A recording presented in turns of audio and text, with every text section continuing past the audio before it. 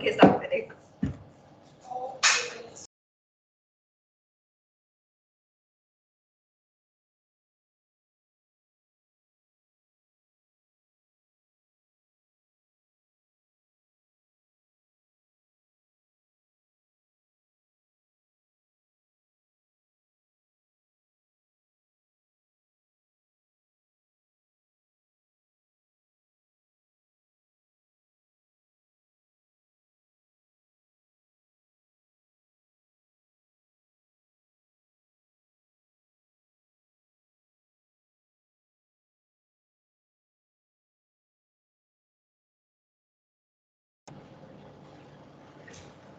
A very good morning to all present here. Welcome back to the fourth day of online faculty development program on machine learning using Python organized by Banarsidas Chandiwala Institute of Information Technology, Kalkaji. Today's session would be taken by Dr. Anu Taneja. She is an associate professor, DCIIT. Her domains are specifically machine learning, AI, and many more to name a few. Over to you, Anu ma'am. You can start with your session.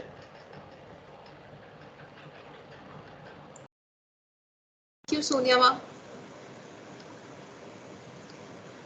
Okay, we will start with the session within 2-3 minutes. My voice is audible, Sonia ma'am? Yes, ma'am, your voice is audible. Okay, thank you.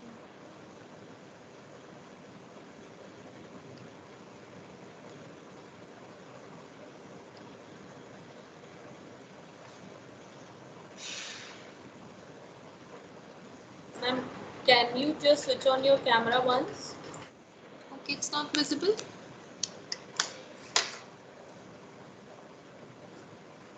It's not visible as yet. Yes, it's visible now. Okay, thank you. I'm sharing my screen, ma'am. Just acknowledge that whether the screen is visible or not. Sure. Is it visible? Yes, it's visible now. Okay. Okay, good morning, everyone. So today we have reached the day 4 of the online FTP. So today's main topic will be the implementation of understanding the concepts of unsupervised learning. So let's start with the session. I'll cover up the concepts, what exactly unsupervised machine learning is and how we can implement unsupervised machine learning algorithms using Python. So let's come to the point and start with the session. See, we have seen now, till day 3, you are very much clear what exactly machine learning is. What are the different types of machine learning, that is supervised, unsupervised, reinforcement learning. So we have seen the differences, we have to identify our nature of the problem, where we can apply supervised learning, where we can apply unsupervised learning, and where we can apply reinforcement learning. To understand which problem is need to be applied, we must know what are the differences between 3 types of learning.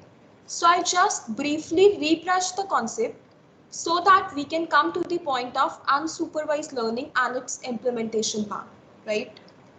Supervised learning means you are training your machine, you are getting your machine learned under the supervision.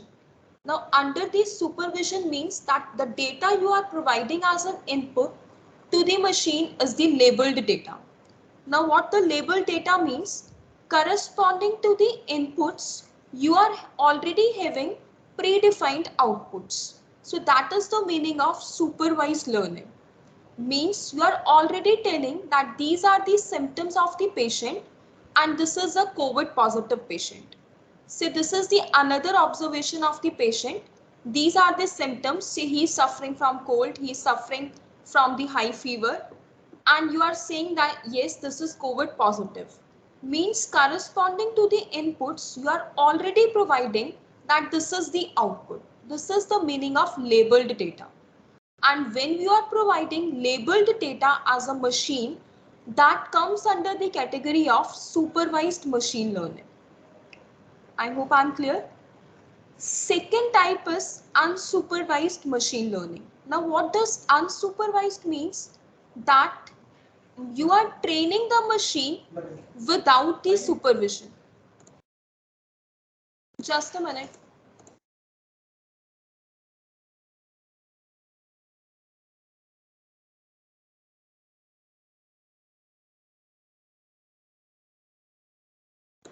Sorry.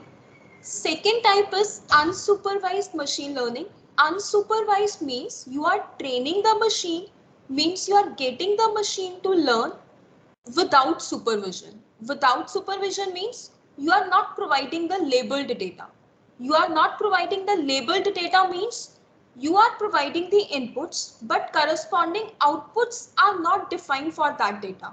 You are not knowing, you are just providing these symptoms to the doctor that I'm suffering from high fever, I'm suffering from the cold, I'm suffering from the flu, but you are not able to identify from what disease I am suffering. So that is to be diagnosed by the doctor. Corresponding to the inputs you are giving to the machine, you are not providing the predefined outputs.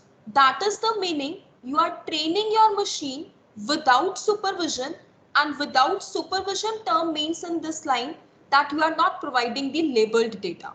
Not providing the labeled data means corresponding to the inputs that you are feeding to the data, that you are feeding to the machine to make it learn, you are not providing the outputs. So you should be clear what is supervised and what is unsupervised. And third category is reinforcement learning that we have seen in the first session. Reinforcement means you are trying to adapt the agent according to the environment. If it is performing fine, you are rewarding some points, and if it is not performing, you are applying some penalty on that agent. Example, self-driving cars. Example, robots navigation.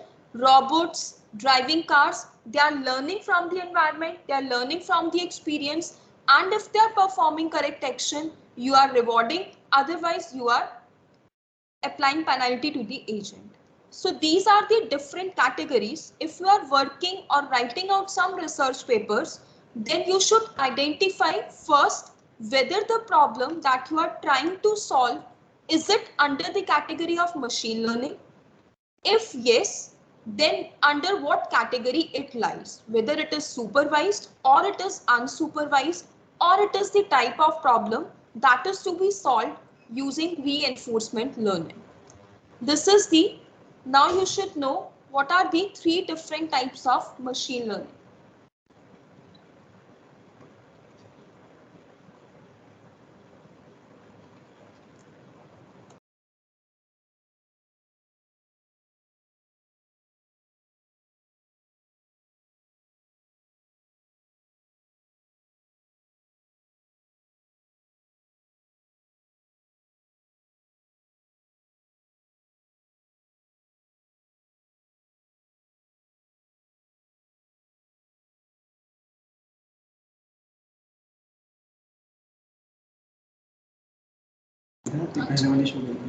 Okay, so there was some slides were not changing.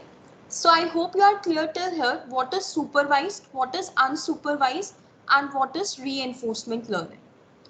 Now we have to concentrate today's session on unsupervised learning. Now what is unsupervised machine learning? Let's see what is unsupervised machine learning. Now I have given the very basic example to understand the concept. What is unsupervised machine learning? Suppose you are giving this raw images as an input to the data.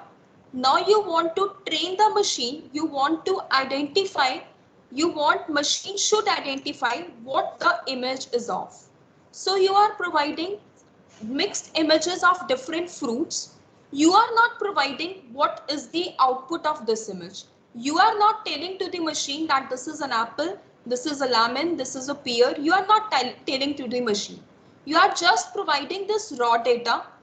Machine will automatically identify the hidden patterns based on the similarities. it will group different fruits into different categories based on the similarity patterns among the inputs that you have given to the machine. So apple, lemon, pear. Now machine will identify the patterns. The points, the data points which will be more closer will lie in one group, another will lie in another group, and another dissimilar will lie in the third group. Now what will be the features? You can give different features. What is the size? What is the color? What is the aspect ratio, or whatever parameters you are giving to identify. On the basis of that features, that parameters, your machine will identify the patterns, and correspondingly your images will be grouped into different categories. Now if machine is able to identify the inputs as correct, you will say that machine has been trained well. And if machine has given the incorrect output corresponding to the input which you have given, then you will say machine has not correctly identified. It means either you need to retrain the machine. How you will retrain? By providing more data. You will try to give more examples to make the machine learn better, and correspondingly the outputs will be displayed. So here the predefined outputs were not there. Rather, on the basis of the similarity patterns, machine has identified and grouped them into different categories. So this is the major difference between supervised and unsupervised machine learning. I hope I am clear that now you are having unlabeled data. There are no predefined outputs, and correspondingly machine will automatically identify the patterns and will group into different categories based on the similarity patterns, right? So this is the basic example from where you can make the concept clear what is unsupervised machine learning. We can have some another use case also where we can apply unsupervised machine learning. Wherever you want to group your data on the basis of the similarity patterns. This is the another example. Suppose we are running some mall and you want to identify the customers who are purchasing your products more frequently, or what are the categories of customers. You want to group them into different categories on the basis of the similarity patterns. So say this is one group who are purchasing XYZ products. This is another group who is purchasing some another set of products. This is another customer set of groups who are purchasing some another set of products. So based on the similarity pattern of the purchasing, you have grouped customers into different categories. So this is what where you want to apply. You are not knowing what is the predefined output corresponding to the input. So you have divided them into different categories based on the similarity patterns. Why you are doing so? The company wants to enhance the revenue. The company wants to convert their customers into a permanent customer. They want that customer should be retained for a long term. So how they will do?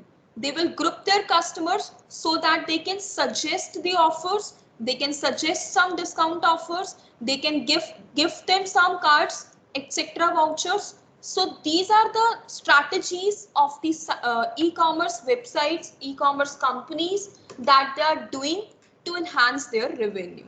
So how they will do? This is one of the strategy. They will group their customers. Now after grouping them, they will be knowing that these are the set of the customers.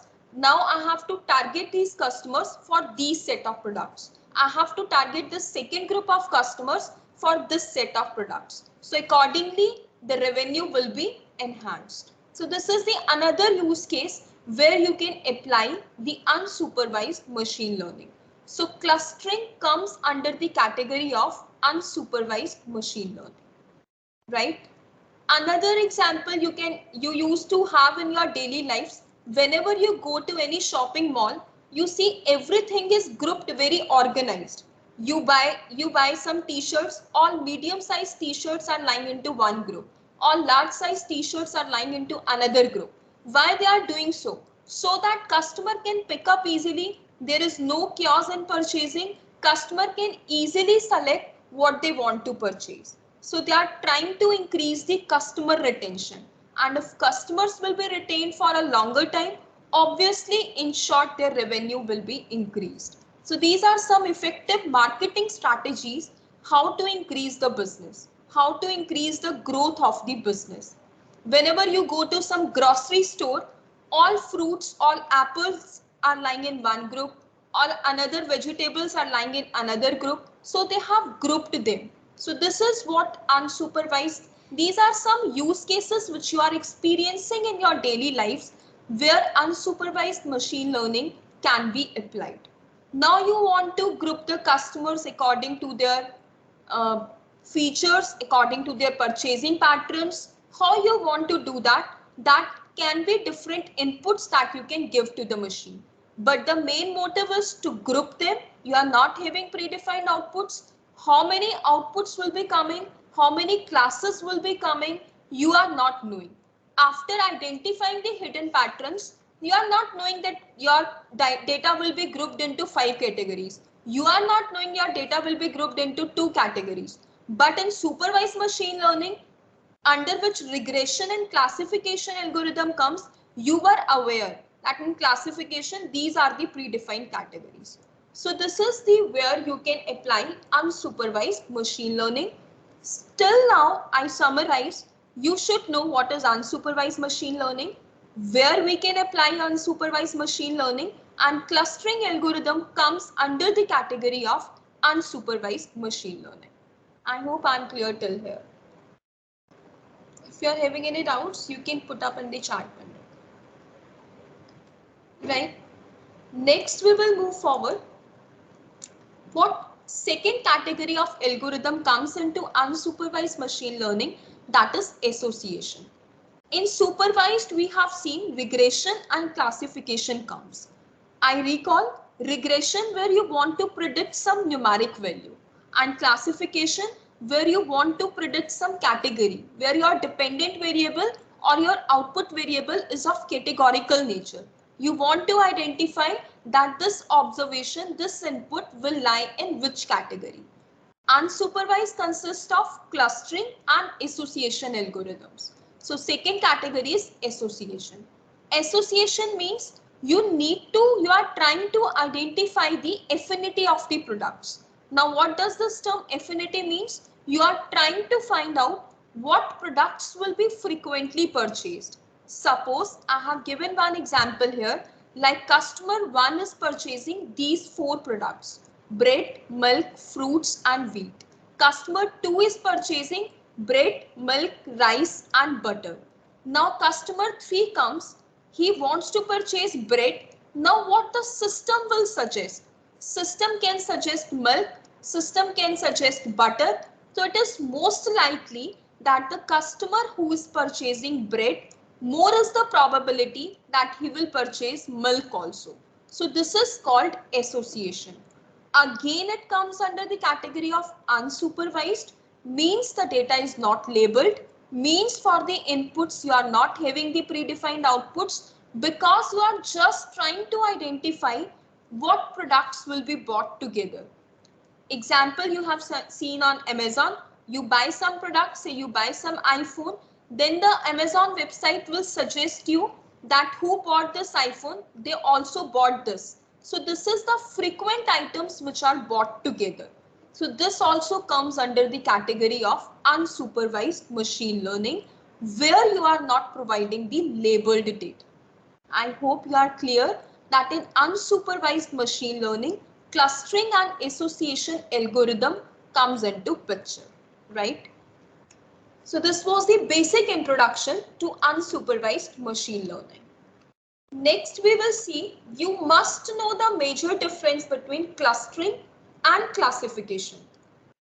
Clustering comes under the category of unsupervised machine learning, we have just seen, but classification comes under the category of supervised machine learning. Now what's the difference? I have already told, but let's visualize that. In clustering, you are not knowing how many clusters will be created. On the basis of the patterns that will be extracted from the data will be grouped into different categories by the machine. So it can be the machine or which you have trained has divided the your data into two groups that are called cluster 1 and cluster 2. But in classification problem, again the grouping of data is there, but you are already aware from the data that these are the predefined classes. This is class 1, this is class 2. So we are already telling that corresponding to these symptoms of the patient, the inputs which you are providing, these are the COVID positive patients and these are the COVID negative patients. So you are already providing what are the predefined classes. So this is the major difference between clustering and classification. Here you are not knowing the underlying classes, but in classification you are knowing what are the predefined classes from the input data itself. So this is the major difference. Another example you can view that I have given this example, one more example. Say you are having four categories, one is dog, one is cat, one is shark and one is goldfish. Now if you want to group the observations using clustering algorithms, means you were not aware of these categories before. You are grouping them on the basis of the underlying patterns which machine has extracted and say they have divided them into two clusters.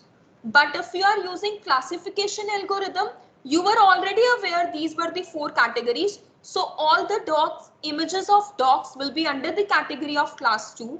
All the images of cats will be under the category of class 1. All these fishes will be under the category of class 3. All the golden fishes will be under the category of class 3 and all the shark fishes will be under the category of class 4. So you were already aware that these are the four predefined classes in the input data in the classification algorithms. Now, whenever you are providing the test data, that is the new data which you are providing, that will observe the similarity. It is similar to which?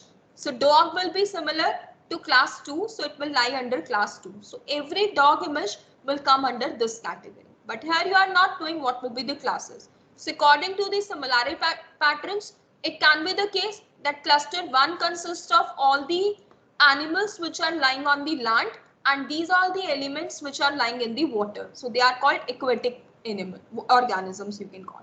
So this is, they are not knowing, they just identify the input, identify the features from the input and then divide them into classes. But in classification, you were already aware of the classes in the input data and whenever the new data comes, then it will match corresponding what it has learned from the machine and then accordingly divide them, accordingly group that data observation into that specific category.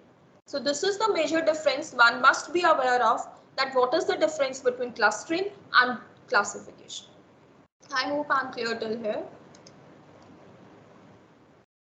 Now we will focus on our session entirely on the unsupervised machine learning. First we will study what is clustering and in that too we will study what is k-mean clustering. There are different types of clustering but we are focusing on the first type of clustering, that is k-means clustering, right? So unsupervised machine learning, unlabeled data, inputs, no predefined outputs, clustering and association algorithm comes into picture. And now we are starting with the clustering concept in detail, how k-mean clustering comes, how it works, what are its applications, what is the mathematics behind that. Because everyone can implement, it's not difficult to implement machine learning algorithms in Python. Rather, it is difficult to understand the mathematics, what is the story behind that algorithm. So I'll cover up everything in detail, right? So let's start with the first algorithm, that is k-mean clustering. Now you should be aware what is k here and what we mean by clustering here. Clustering, we are already aware, we are trying to organize our data into groups, into different groups. The groups, the objects, the data observation, which will be most similar, they will lie in one cluster, and the other observations which were not similar to these data points, they will lie in another cluster. And those were not similar, they may lie in some another cluster. So this is the meaning of k-mean clustering, that you are trying to divide your data into different groups based on the similarity. And here k means number of clusters. And you want to divide your data into how many number of clusters, right? So we will see what is the, how we can identify the number of clusters beforehand. But the motive is that we need to organize our data according to the similarity into different groups. Like we have seen, we have to divide all the customers into different groups so we can target them, we can apply effective marketing strategies, and we can retain them for the longer time. How we will do that? We will see that.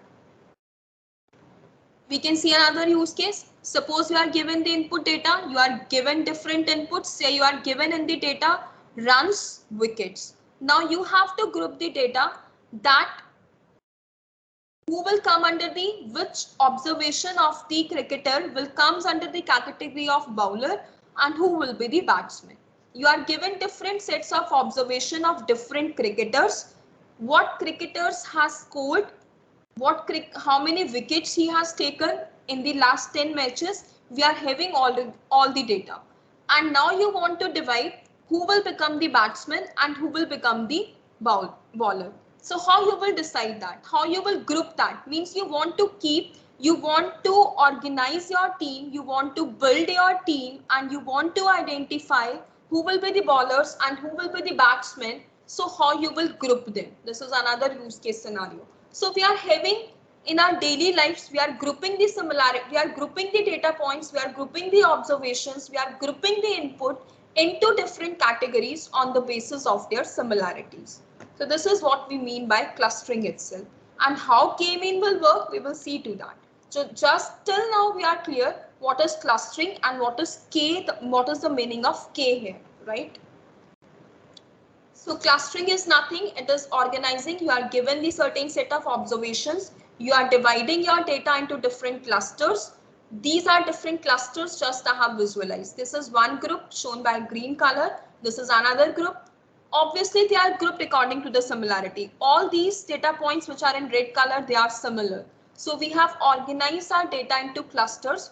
How we have organized?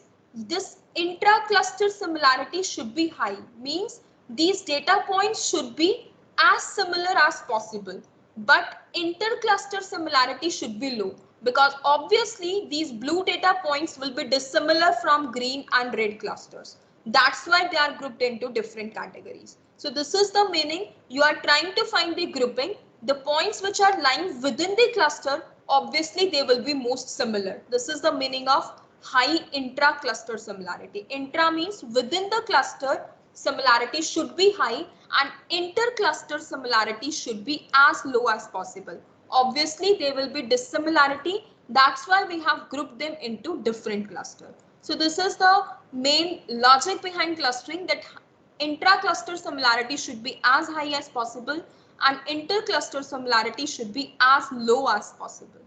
So this is what we want to group our data, right? So we are having different categories. Now where comes K means? We are having one broadly divided into hierarchical and partitioning clustering categories. In hierarchical, we are having two forms. One is agglomerative and one is division.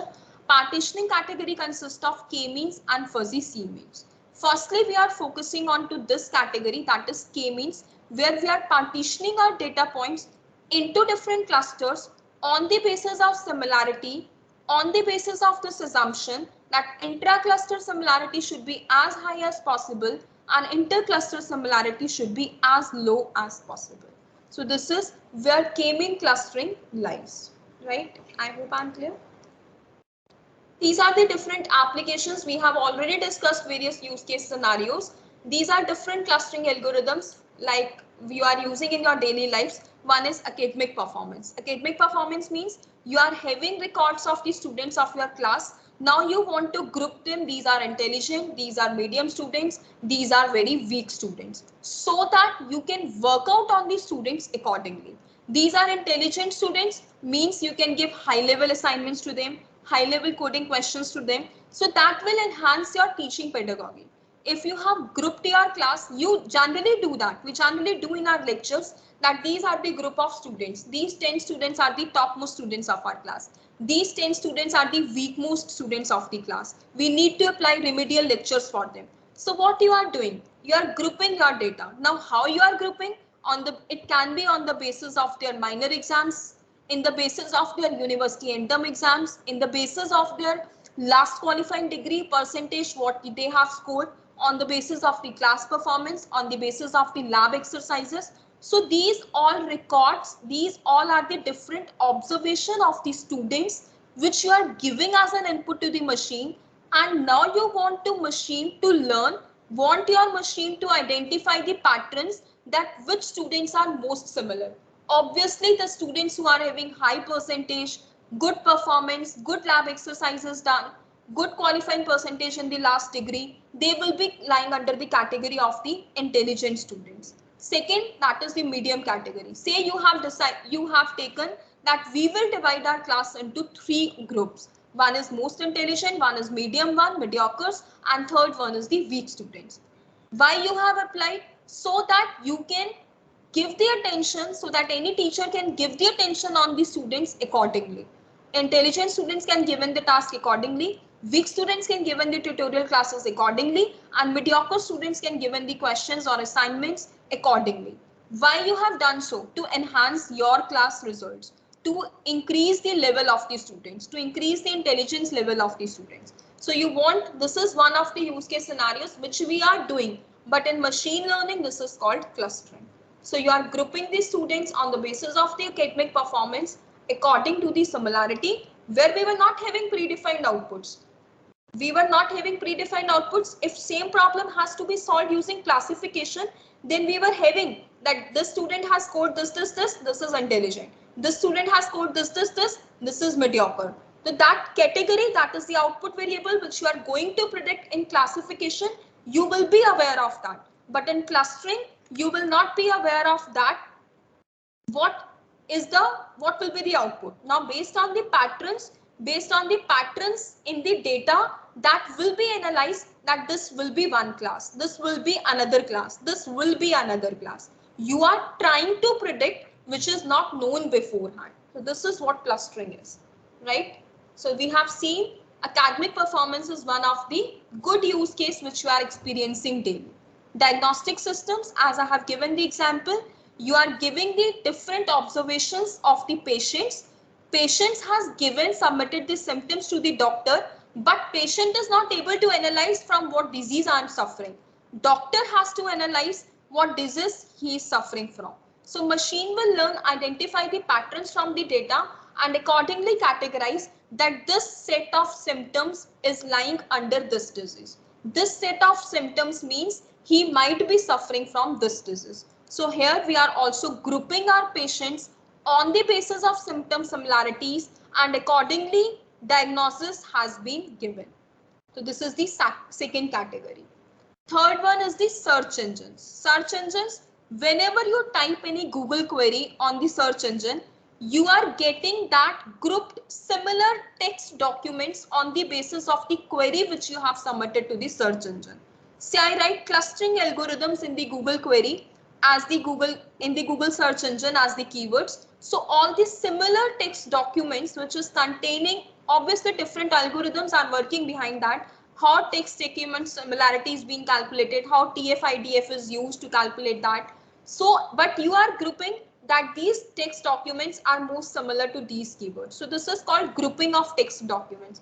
So documents have been grouped so that user can get the results as per their relevance. User, if you will not be getting, suppose you have written clustering algorithms and you are getting some different results, you will say what Google is giving me the results. So user has no patience to wait for. User want results as per the relevance in a short span of time. In few milliseconds they want I should get immediate results, and that they should be most appropriate and relevant. So here we are talking about the grouping of the text documents. Fourth category is wireless sensor networks. Wireless sensor network means in which different nodes are grouped, in which different routes are to be taken, what routing protocols have to be followed. So accordingly the nodes has been managed. Accordingly the nodes has been managed on the different criteria. So these are some listed. I have given various use case scenarios now, what exactly machine learning is, what we are trying to group, where we can do this grouping. So these are the different use case scenarios where you can apply the unsupervised machine learning clustering algorithms. I hope I'm clear. what exactly the base is there of unsupervised machine learning and what we mean by clustering, right? Shall I proceed?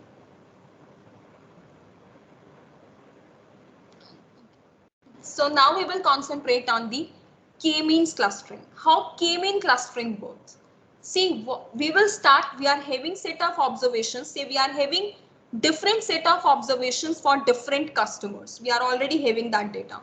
Now how we will group them? We have seen what we have to do. Now the next question is how we will do. We know we have to group. How they will group? Based on the similarity. How you will compute the similarity? So now we have to see how we will group them. How we will recognize that these data points will be lying in one cluster.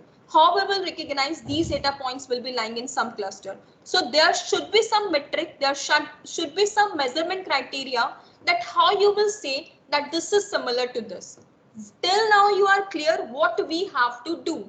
We have to group the data points into different groups on the basis of similarity. But how we have to do, so how the algorithm or how the clustering is being performed, now we will see that, right? How it works, now we have to group the data point. We are clear that different clusters will be formed, but which data point will go to which cluster, which data point will go to different cluster, how it will be analyzed. So we use distance. Distance, very basic mathematical formula we use. The data points which are lying closer to each other, this is one of the metric that we can apply to group our data points into different clusters. So what is that distance measure? I hope you all have in your 12th standard mathematics, you understand that if there are two data points, then how we calculate the distance between those data points. And if they are lying closer, they will fall in one group. And if they are lying apart, they are close, they are not close to each other, they are lying apart, the distance is more. So that means dissimilarity is there. They will be lying in some another group. So how we will measure that? So we need to measure the distance. That is one of the metric to identify in which data point, in which group this data point will lie. Now we will group them based on the distances. We will group them that this lie in this cluster, this data point will lie in another cluster, and so on. I'll show you with example how we will do that, how we will measure the distance, how we will group them, and then we will reposition the centroid. Centroid means we will calculate the centroid, means center of that cluster. So first we will check whether this data point will lie to this cluster or not, whether this data point will lie to which cluster. After we have created the cluster, we will find the center of that cluster. So that is called centroid. Now, how many times you will do, how you will decide this k, I'll explain you how you will decide this k and how you will calculate distance, and when you will stop, when you will say that yes, I have formed this much number of clusters and this is the appropriate. So if clusters are stable means if your center of the clusters will stop changing, center will remain the same. If your points are not reassigning to different clusters, then you will say that our algorithm has converged, or this is the stopping criteria where we should perform the similar steps. And if it is not, you will keep on finding the distance of the data points from different clusters. You will group them accordingly, recalculate the center. Again, if the center is not changing, if your points are not reassigning, that means you can stop your algorithm. You have reached to the correct value that these number of clusters can be formed. We will see how it is working. We will see now what does this all mean, right? So these are the steps. You will choose randomly first we will choose that we want for this set of data, we want this much cluster should be created. So we will randomly choose the value of k. I already told k means, in k-means algorithm, this term k means number of cluster. So firstly we will choose how many clusters you are choosing. Randomly you will choose center of every cluster. So randomly we have chosen, say we have chosen 3 clusters we want to group our entire data into 3 clusters. So here k is 3. Now every cluster has its own center, that is called centroid. So now we will assign data point to every center, to every centroid of the cluster. How we will do that, we will see that. Then I'll come again to this slide so that there is no confusion, right? We will come to this point when we can stop also. How we can identify what is K, we will see. Let's start first with an example, then it will make you more clear. Say I have to check out where I'm having one Pizza Hut. I want to open up new locations to deliver my pizza. Now how I'll decide according to these cities, these are the locations where I can open up my pizza centers, where I can open my Pizza Huts. These are the centers where I can open my Pizza Huts. How we will do that? See. Say these are the different locations where I need to deliver pizza. Now what we will do, we need to group them, that this will lie in the one city, so they can be covered under one cluster. So we will choose one center location, we will open our Pizza Hut delivery center there, and that delivery center will provide on these locations. Now we will again choose another group. Now accordingly that this will be the center, this will be the nearest center to these addresses, so that they can contact this Pizza Hut center for the delivery, like we generally do on Amazon and Swiggy. What we check, the locations which are lying near to us. So what they do, that will deliver your order in this much minutes. So what we see, okay, this is our nearest one, and they will deliver our order timely. So what we do, we order to corresponding that location. So accordingly we want what they have done, that in South Delhi, this XYZ center, they can come under the categories of these locations. So this is the meaning, we are trying to open up new pizza delivery centers. How you will do, how you will group them, that these addresses are lying close to this center, these addresses are lying to close to this center. So suppose we have identified these are the different locations where we want to deliver our pizza. Now what we will do, we have randomly chosen 3 centers. That's what I said. First you randomly decide how many clusters you want to create. Say I want to create 3 clusters. So I have created, this is center 1, this is center 2, this is center 3, right?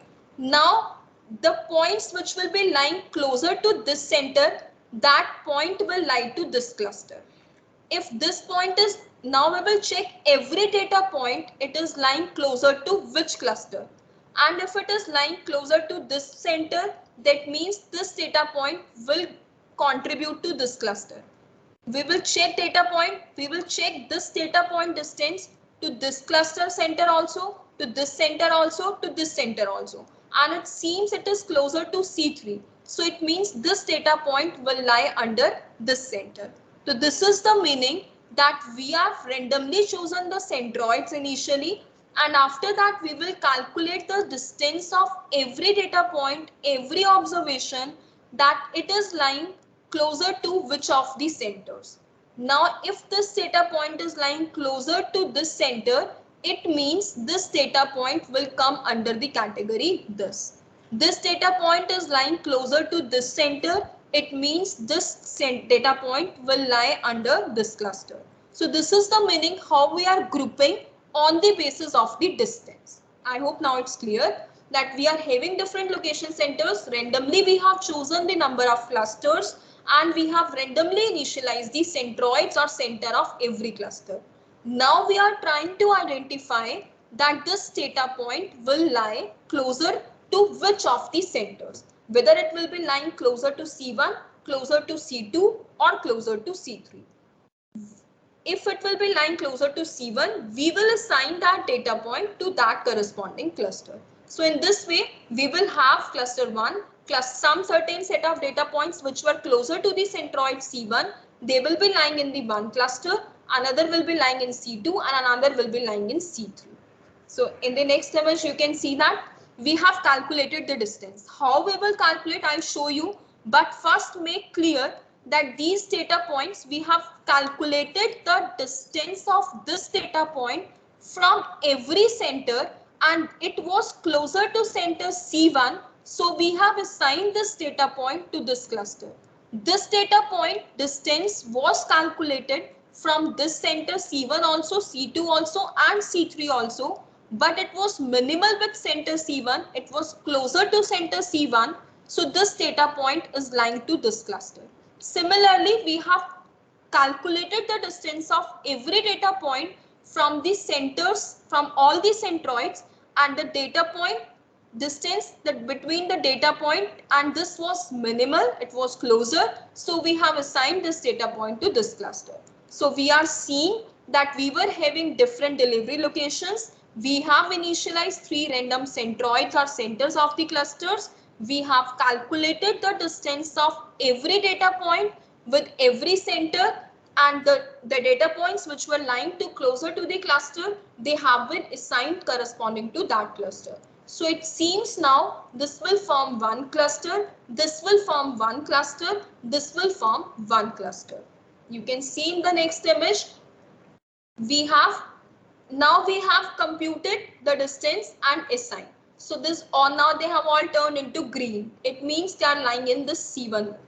These all have turned into blue. So that I'm just visualizing what is the concept of clustering.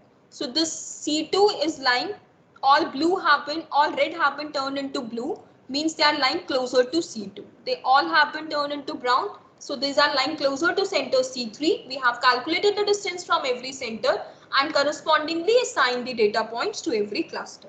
I hope it's clear. So you can visualize it once again that we were having delivery locations, different delivery locations.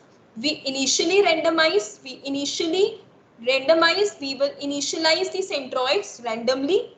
After that, we computed the distance from every center, and it seems that these 3 different clusters will be formed because these data points will lie closer to these centroids. So we have seen that these were the minimal, so we have formed 3 clusters. Now what we will do, now again, firstly initially we have taken our centroids randomly, but now we are having cluster, we will recompute the center. That will be our actual center of the cluster. That will be your actual centroid of the cluster. So initially we have taken randomly from the data points from the observation initially. But now when the cluster has been already formed, now we will compute the center again. This is your actual centroid of the cluster. This C2, we have computed this centroid. How you will compute centroid? That will be mean observation of all the data points. So this is centroid C2. This is the actual center for this cluster. Again, we have computed the centroid for this cluster. So that is C3. This is the actual centroid. Now again, we will do the same work again. We will calculate the distance of data point from every cluster C1, C2 and C3, and the distance of this data point which will be closer to the cluster, we will assign that data point corresponding to that cluster. So this is closer to this one, so we will initialize here. So we will calculate, we will repeat out the same work. How many times you will repeat, that I was telling you before, what will be the stopping criteria, because we are doing same work again. Whenever new cluster is formed, it can be the case now this green, say this is this point which I am circling out, which I am highlighting out, this point distance comes closer to centroid 3. So it can be the case now this point has been reassigned to cluster C3 because it was closer to this when we calculated the distance again from every center. So if reassignment of the data points to different clusters is changing, then it means you need to repeat the point, repeat your process. Repeat your process means you need to again find the center of the cluster. Again, now cluster will have certain data points. You will find again the center. Again, you will calculate the distance between data point and cluster. The closer the data point to which cluster, you will assign it. So when you will stop, when your center values are coming same, when there are no reassignments, the point which were lying to cluster C2 is still lying to cluster C2. The point which were lying to cluster C3 is still lying to cluster C3. Means reassignment has stopped taking place. It means you have converged, means you have grouped your data points to the appropriate level. So I hope you are clear till here. Everyone is okay? Do you get it?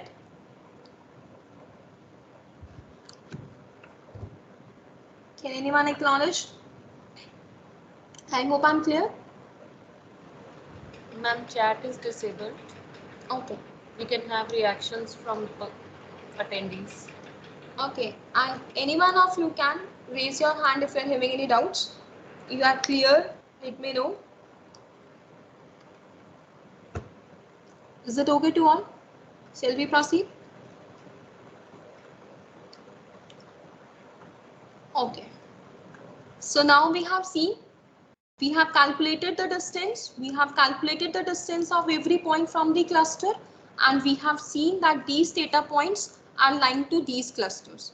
So we have reassigned, we have computed the centers, and we have reassigned the data points, and the data points which were aligned to the centroids, we have assigned them. So now when you will stop, when your clusters, when your centers will stop changing, when reassignment will stop changing. So this, finally we have seen that this is one group of cluster, this is second group of cluster, and this is third group of cluster. So this is how k-mean clustering works. So first you should be clear with how k-mean clustering works, right? So I'll visualize it once again so that you have a broader picture. These were the locations, these were the data points. In fact, these were the input data which you were giving to your machine, on which you want your machine to learn. Now you are having different data points. Now you have identified initial centers. After the centers has been initialized, you will calculate the distance. After the distance is calculated, you will assign that data point corresponding to that cluster. Now the data point has been assigned. Correspondingly, data point has been assigned, and data points has been assigned to that specific cluster to which they were closer. After that, you will again recompute the center. We have recomputed the center. Now we have got the centers of the clusters. After we have got the centers, now we will again calculate the distances. Again calculate the distances. Again calculate the distances. The points which were closer, they will shift to that cluster correspondingly. After that, we have formed the cluster on the basis of the distance similarity, and we observe that these three clusters have been formed. Right? Is it okay to all? Now I'll see you. Now we have to implement it in Python. But before implementing, Python will give you the results. You will able to implement it using that language. That is not an issue. But how that algorithm is working, which I have visualized now, I'll show you what mathematics is working behind that. Because every machine learning algorithm has certain mathematics behind that, how it is working. So I have taken the basic example. Suppose I am having this 5 set of data points. You can see I am having this one data point A. I am having this set B, another data point C, D with some X and Y values. You can assume that these X and Y are, say, height and weight. You can assume it as any input parameters, any columns, right? Now we have to group them, say, according to height and weight. We want these persons to be grouped into one cluster, another cluster, and so on. So we have to group these 5 persons on the basis of, say, height and weight. These are the height and weights of, say, you can take any values, any parameter which you can assume. Now what you will do, we have discussed, initially we will take any centers, any values as the centers of the clusters. We are deciding here that we want to divide our data into 2 clusters. So here k is equal to 2. We have decided that. Now whether you have what k you have decided, whether it is appropriate or not, that is the limitation of this algorithm. How you will decide, that is one of the big issue. So how it works, we will see to that, how it works, right? So how we will decide, initially we are assuming that k equal to 2, but whether that k is appropriate or not, I'll also let you know how to identify that. Now we have to group them. So initially we have initialized our first step. We have taken any 2 data points as the center. So assume that I have taken A and C as the centers of the clusters. That is 2, 2 and 1, 1. Now what we have to do, we have to calculate the distance of A. A and C are the centers, right? So we will calculate distance of A from B, from every center, A from C, A from A itself also. That will be 0. B distance, that is the next data point. We will calculate the distance of this data point from this center also, from this center also. If the distance between point B and center or A is less, then this data point will lie to this cluster. And if this data point has small distance with this center, we will assign this data point to this cluster. So this is how we are assigning the data points into different two clusters on the basis of distance between them. So this is what we have seen in that pizza delivery location also. Again, next is D. This is one data point. Now we have to assign to either center of the cluster, cluster 1 whose center is A, or to the another cluster whose center is C. Now how you will assign? You will calculate the distance. The distance which will be lesser, the distance which will be closer, you will assign D to that cluster. So what you will do? You will compute the distance between point D and center 1, that is A. If this distance is small, then you will assign this data point to this cluster. Again, you will calculate the distance of every data point with every cluster. So we have assumed A and C are clusters, and we are checking that this data point will be assigned to which cluster. So we are calculating the distance between the data point and the center of that cluster. So cluster 1, say number 1, that A is the centroid of that cluster, and cluster 2 where C is the centroid of the cluster 2. Now we have to check where E will lie. So what you will do? You will compute the distance of data point E with center A also and with center C also. Now this data point is lying closer to which cluster? Accordingly, you will assign this data point to that cluster. So we will compute the distance between E and C, that is the centroid, and we will compute the distance between this data point, that is E, and the centroid of the other cluster, that is A. Now the distance which is minimum means that point is closer to that cluster. So we will correspondingly assign that data point to that cluster. So in this way, we will have one cluster with certain data points. We will have another cluster, second cluster with certain another data points. Now we will again recompute the center. Now we will get the actual center of cluster 1, actual center of cluster 2. Again we will repeat the same step. We will compute the distance of every data point with the updated centroids, updated centers. It can be the case that reassignment of data points is taking place. It can be the case one data point is shifting to some another cluster because distance was minimum with that centroid. So this is the meaning. This is how we are grouping the data points into different clusters on the basis of distance measure. I hope I'm clear with the idea. Right? So now we have seen till here. Now we will see, we have seen these are the two centers. I have broadly given you the broad idea how we will do. Now we will calculate the distance of each point from these two centers. How you will do? So different distance measures are there: Euclidean distance, Manhattan distance, squared Euclidean distance, cosine similarity. How you will do? So we are using Euclidean distance measure. Now we will calculate what we will calculate: the distance between every data point and this with the center. So I have shown we will calculate the distance between data point, that is the observation of your data. What is your center? This center 1 was A, that is 2, 2, and center 2 was C, that was 1, 1. So we are calculating the distance of that data point with the center 1 of the cluster.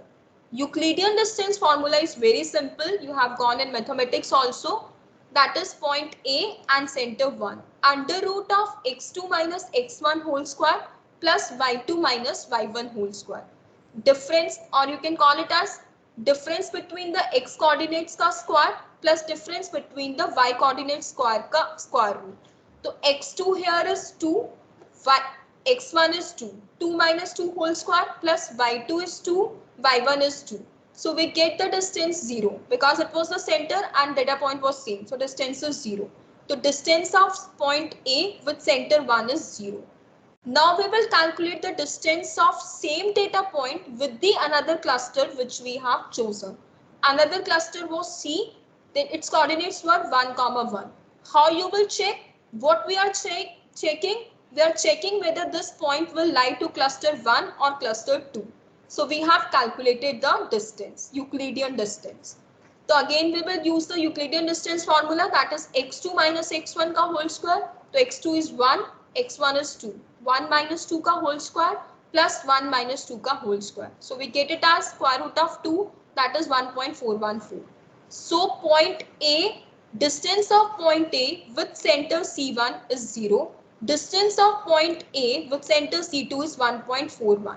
It means this is lying closer to this. In this iteration it is, in this scenario it is same. So point A will lie to cluster whose centroid is 2, 2. We will repeat the same process for every data point.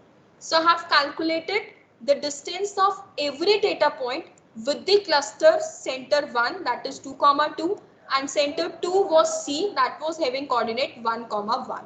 So I have shown this, that point distance between the data point A and cluster 1 comes out to be 0, and distance between data point A and cluster 2 whose center was 1, 1 has come out to be 1.41.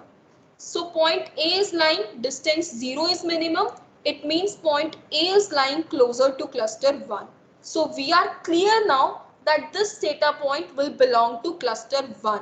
With this customer, this kit will lie to cluster 1. What we have to check now? This point B will lie to cluster 1 or cluster 2. How you will check? You will again calculate the distance of point B, whether it is lying closer to the centroid 1 or it is lying closer to the centroid 2. So we will calculate the distance between 3, 2 and 2, 2. This distance comes out to be 1. How we calculate it? Using Euclidean distance. x2 minus x1 का whole square plus y2 minus y1 का whole square का square root. So we get that distance as 1. Then again we calculated this distance of point B from the center of the cluster 2. That distance comes out to be 2.24. Now we have computed the distance of this observation from both the centroids, and now we can easily decide that this is lying closer. Distance 1 is minimum, 1 is less than 2.24.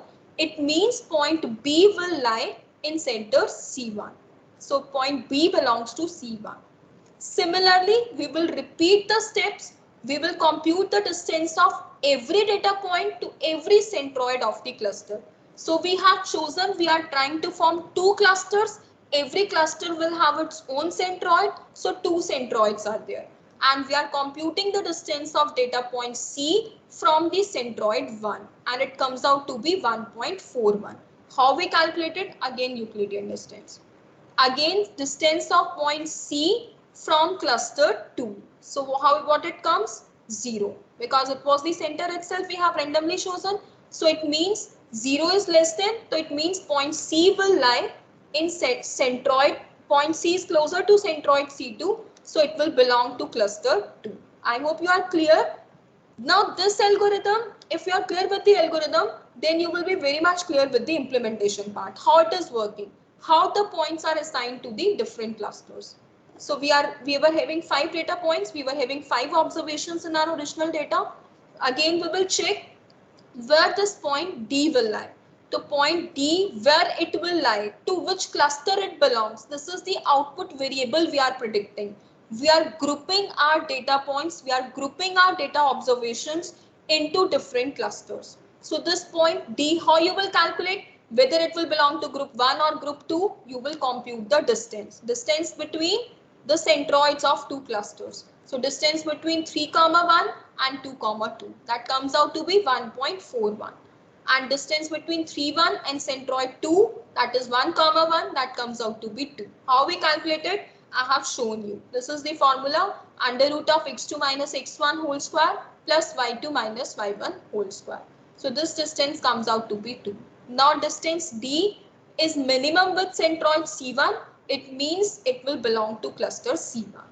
Similarly, we compute the distance of point E with centroid C1. We get that distance as 1.58, and we compute the distance of point E with centroid 2. That comes out to be 0.7. 0.71 is less, it means point E is lying to the closer to the centroid 2, that is center of the cluster 2. So point E will belong to cluster C2. So in this way, we have grouped our original data. I have taken 5 observations so that you are clear behind the mathematics, how K-mean clustering work, or how the different clusters are formed, or how different points are assigned to different clusters. So now we are clear. In cluster 1, we are having 3 data points, that are A, B and D. And in cluster 2, we are having 2 data points, that are C and E, right? So we can see that first cluster contains points A, B, D, and cluster 2 contain points C and E. So these are 2 clusters with these data points. The second cluster contains these 2 data points. But yet we can't stop. We can't stop here only. We need to recompute the cluster, center of the cluster. This is one cluster now. This is second cluster now. Now you will compute the centroid. What is the new updated centroid for this cluster? And what is the updated centroid for this cluster? Is it okay till here? So now we will compute. How you will compute the updated center? So we have computed the updated center. How? You will calculate the mean. How you will calculate the mean? Sum of all x observations, 3 points were there, A, B and D. You can see here A, B and D. So what will be the centroid? X is 2, X is 3, X is 3. 2 plus 3 plus 3 divided by 3. And Y will be 2 plus 2 plus 1 divided by 3. That will be the new centroid for this cluster. So I have written here same 2 plus 3 plus 3, that is the sum of x divided by 3, sum of y divided by 3. So I get cluster 1 updated centroid or updated center. Similarly for cluster 2, we are having cluster 2. 2 data points are lying inside the second cluster. So what will be the updated centroid? That means you will take the mean of the observations of the data points that are lying inside the cluster C2. So what will be that? X coordinate sum, that is 1 plus 1.5 divided by 2. We are having 2 observations here. And Y sum, that is 1 plus 0.5 divided by 2. So we are having 1 plus 0.5 divided by 2. So we get this as new centroid. So this is, now we will keep on doing. When you will stop, when your centers will stop changing, it means now the point will lie to the same cluster. So initially our centers were, you have seen initially our centers were which we have taken randomly, that were 2, 2 and 1, 1. Now we have assigned every data point to the cluster. Clusters have certain data points. We compute the centroid again. Now we get the centroid 2.67, 1.67, 1.25, 0.75. These are new centroids. Again we will calculate the distance of every data point A, B, C, D, E from these 2 centers. That is 2.67, 1.67, this is center 1 and center 2. After that, you will be able to analyze that now A will belong to which cluster. If it is closer to this centroid, it will belong to cluster 1. If it is closer to this centroid, that point will belong to this cluster. So in this way, you will be able to calculate the distance between every data point with the updated centers, and after calculation of the distance, you will be able to identify that this data point will lie to this cluster. So after again you will have cluster 1 certain points and cluster 2 certain points. So if the centers are not changing, means cluster 1 suppose we're having ABD and cluster 2 is we're having C and E. So and if they are still same, center is same, no reassignment, then you will stop. It means now your data points has been assigned to the correct clusters. So this is how K-mean clustering works, how the different data points can be assigned to different clusters what you have chosen. I hope it helps you out. Is it okay to all? So this is what we have. Now the steps which I was showing you, that will be more clear. What is that? You have randomly chosen the K data points. We have chosen 2 centers. A and C, 2, 2, 1, 1. We have assigned each data point to the closest centroid. After that, every data point is assigned to some cluster. We have recomputed the centroid, and if the convergence criteria is not met, you will repeat the point. You will keep on computing the center, you will keep on calculating the distance, you will keep on assigning the data point to the cluster. Till when? Till the points are shuffling, till the points are going to different clusters, till the reassignment is taking place, till the centroids are changing. So this is how the k-means algorithm works. This is the mathematics behind that, right? So we have seen when you will stop, when no reassignments are there, when there is no centroid change. So this is the stopping criteria where you have to stop, where your algorithm will converge, that is the terminating criteria, right? And we have seen, we have used here Euclidean distance measure. There are different distance measures that can be utilized. You can use Euclidean distance measure, you can use Manhattan distance measure, you can use quad Euclidean, you can use cosine distance measure. So I have given you the example, I have explained you the example, how the data points has been assigned to different clusters by calculating the Euclidean distance between the data point and the centroids, right? Another important point that you have to remember, apart from the working, that how you will decide what should be k. We are not aware. We have randomly assumed that we will divide our data into two clusters. We were not aware that. So there are different methods. One method to decide, that elbow method. How you will decide what should be the appropriate value of k, because more appropriate value of k you will be taking, more better the results will be there. More appropriately your observations will be grouped into correct cluster. So how you will choose k? For that we are having elbow test, you can call it as, or elbow method you can call it as. So what does elbow method say? What we are trying to analyze, that what should be the appropriate value of k. What is k?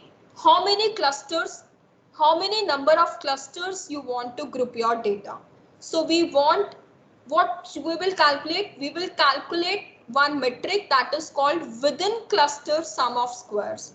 We will calculate the distance. Suppose we in cluster C2, I were having two data points. You remember, two data points were there in cluster 2. So what I will do, I will calculate the distance. I will calculate the distance of every data point with that cluster, square it and sum it. So within that cluster, sum of squares should be minimal, right? Means if the within cluster sum of squares is minimal, it means the data points are lying as closer to the centroid. You see what I mean by elbow method? I mean this thing, that these are the different data points you are having in cluster C1. Now we are calculating the distance of every data point with this centroid, which you have already calculated. You will sum these squares, that will give you the WCS value for this entire cluster. This will give you the WCSS value, that is within cluster, what is the sum of squares value. Within clusters, sum of squares. Within clusters, sum of square. That should be minimal. That should be minimum. So for the number of clusters, we will vary that whether we should take number of clusters as 2, we should take number of clusters as 5, we should take number of clusters as 10. So accordingly, we will calculate within cluster sum of square values. So for the value, for we need to find what will be the value of k for which we are getting the minimum WCSS value. That will give you the correct point, that will give you the correct point that yes, this should be the k value. So data points should be as closer to the centroid as possible. This is the meaning of WCSS metric. Within cluster, calculate the sum of the squares of the distances. The data points should be closer to the centroid of the cluster. So this is the elbow method which I was talking about, that first you will decide the k using the elbow method, then you will measure the distance, then you will assign the data points, and if required you will recalculate the centroid. And if clusters are stable, no more shuffling of data points are there, means you can terminate, and if shuffling are there, you will again compute the center, again calculate the distance, and again assign the data point to the different cluster, right? This is how k-means clustering algorithm works. This is what we have shown here. See, now you can see I'm varying the number of clusters 1, 2, 3, 4, 5, 6, 7, 8. For every number of clusters, I have calculated this within cluster sum of square values. Now this elbow, you can see this is curve is in the form of elbow. That's why the name is elbow method or elbow test. Now you will check for what value of k which you have randomly tried. For k equal to 2, you see this WSS value is minimum. Within cluster sum of squares is minimum. After k equal to 2, you see there is a constant change almost. So this is the minimum value for this WSS. So here you can see that k should be taken as 2. So in this way you decide what should be the number of clusters for your data using elbow test. For every cluster you will calculate the WSS value, and for what value of k you are getting that minimum value, after that point there is no decrease. So there is no decrease, almost constant change is there. So you will stick to that point. That is called your peak elbow point. That is the point where the graph is curving like an elbow. So after that you see there is a very small change that is unnoticeable. So here you will stop and decide that k should be equal to 2. So this was the entire k-mean working algorithm. Decide the k value, that is the elbow point, that is the number of clusters. Calculate the distance between every data point and the centroid. Assign the data point to every cluster to which it was closer. After the cluster has new set of data points, calculate the centroid again. Calculate the distance of every data point with the updated centroid and assign them. And converge when no center shuffling is taking place, when no reassignment of the data points is taking place to different clusters. So this was the how we are applying clustering algorithm under the category of unsupervised machine learning, how we are grouping the different data points into different clusters on the basis of distance measure and how you will decide k. I hope I'm clear till here. Is it okay to all? Is it okay to all?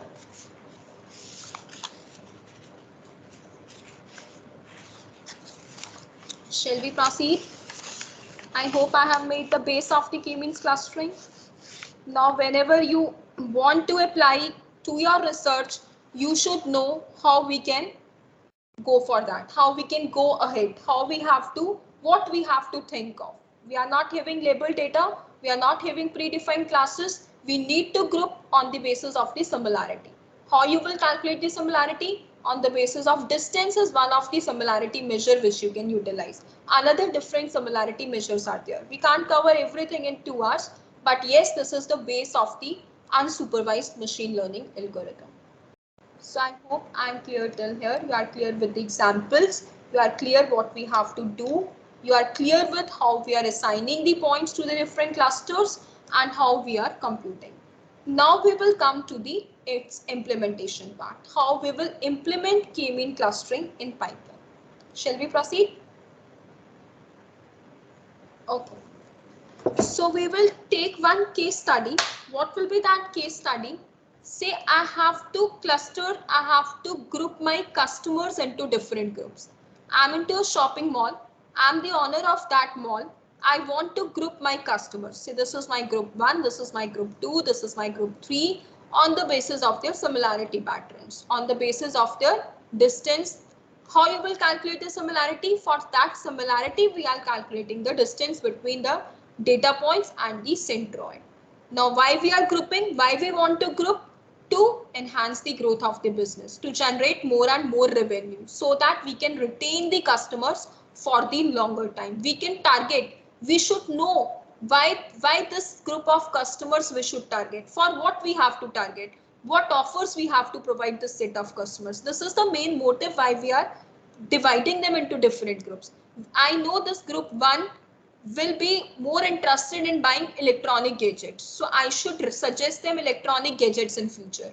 I know this set of group 2 customers are more interested in buying grocery products, so I should suggest them grocery products and that too dairy products. So I must know, I should segment my customer. This is what known as market basket analysis. Market basket analysis, you are trying to analyze the interest, you are trying to analyze the preferences of the customers, grouping them so that you can target them, you can apply different marketing strategies, you can increase the brand value, you can increase the customer satisfaction, you can increase the customer loyalty towards the your products so that you can retain them, you can generate revenue. That is the main motive. I know this group 3 can be targeted for this thing, but they are not purchasing, so it means some lack is there. I need to promote, I need to give them some offers so that they become more active. So how you will do that? So how they'll become more active? What offers can we give them? Some offers like buy one get two free. Can we give something like this? Buy this, you will get this. Can we give some vouchers? Can we give them some traveling plans, destination tours? So in this way, different marketing, it's not the case that we are applying same marketing strategy on every group. We need to apply different marketing strategy on every different customer. Every customer is different in choice. So it's not the case you will apply same marketing strategy horizontally on every customer. You need to think of horizontal as well as vertical. So how you will think of what marketing strategy should be applied on which group? So how you will see that? You will have to analyze their preferences. You have to analyze the customer behavior. You have to analyze their taste. Accordingly, you can help them out. Accordingly, you can retain them. Accordingly, you can suggest them so that they retain on your system, so they retain, so they purchase, so that they keep as your targeted audience. It's not that you just come, you just surf, you just click, and you just go away from the website. It should not be the case. They want, once you visit, you should remain on that website for a longer time. They want you to be there so that good deals can be given to you and you can be attracted towards your policies, towards your offers, and you can suggest, and they can suggest you different products, right? So it's a two-way. They want to retain the customers and you want the products in a short span of time as per your choice. So it's not only the case that they want to enhance the business, it's the case that it's on your requirement also, that you want your choice to be filtered out in a short span of time. So this is what recommendation systems comes under the category of unsupervised machine learning. So these are the different use case scenarios you should know first. What are the different application areas where you need to apply? So what is the working behind that? How they group? So that is the mathematics we have covered. And now we will see its implementation. Is it okay to all? This, what will be the workflow? You are having the data, you are having the customer data. So first step of every machine learning algorithm is you need to pre-process the data. So what do we mean by pre-process? You need to clean your data. You cleaning your data means it can be the case that your data is in the correct format that you can utilize it efficiently. But it can be the case that your data is not in the correct format. You need to clean it. It can be the case some missing values are there. Data is not in the valid format. So you need to clean your data. Always the first step. Any random algorithm you apply, first step is gather your data, collect your data. Second step is pre-process your data, make it into the format in which you want. Make it into the usable format. Clean your data.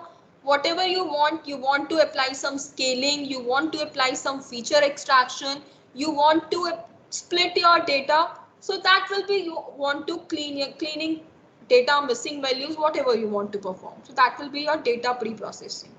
After that, you will analyze the data. And after, if we are implementing k-means clustering, the first step will be find what will be the appropriate value of k, because you can't randomly choose that k should be 2, k should be 3. So how you will decide? For that you will apply elbow method. What elbow method will give you? Within cluster sum of square value, and that should be minimum. So for different number of clusters, you will calculate the within cluster sum of squares. That elbow test will help you identify that for this k, you are getting minimum WCSS. So means this is the appropriate value of k. This is the appropriate number of clusters in which you should group your data. So this is, after that you will apply elbow method, elbow test to find the k value, that is the optimum number of clusters you will get into which you have to group your data. After that, you will apply this k-mean clustering algorithm for which we have studied the mathematics, that different data points will be assigned to different clusters on the basis of distance measure, and then we will visualize them. How we will see? We can see that this data point is lying clustered C2. We can see that this data point is lying to cluster C1. But how you will visualize them? So you have to plot the scatter plot. You will plot the graph that these all points belong to cluster 1, these all points belong to cluster 2, and these all points belong to cluster 3. So this is the workflow. Till now what we have seen: gather the data, clean the data, analyze the data, apply elbow method to get the optimal value of k. After that, group them into different groups and visualize them, that which data point is lying to which cluster. So this is one case study. We are trying to implement market basket analysis. We are trying to group our customers. We are trying to segment our customers on the basis of similarity. So how we will do that? That we will see now. Is it okay to all? Is it clear to all? I hope I am clear with the point. Clear to everyone?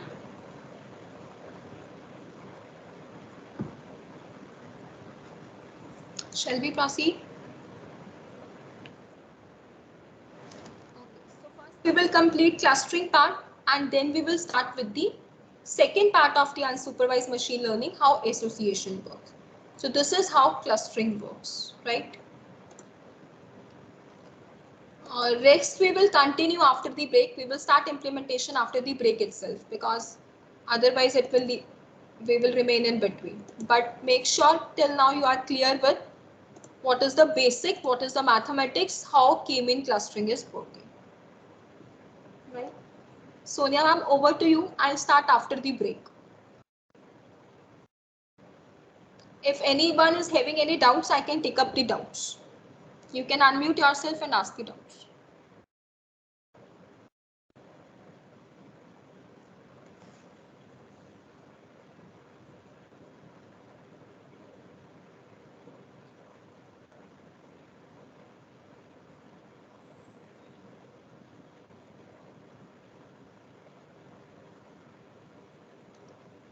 So otherwise we will meet at 2 p.m. now for the implementation, and then we will study association.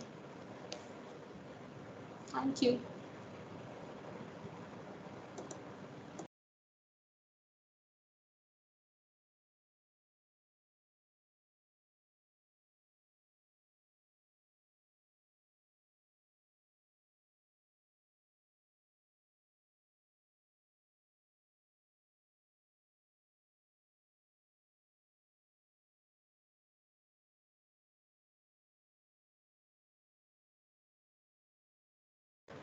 Hello.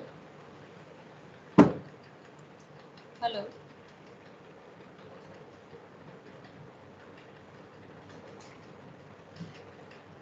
Hello.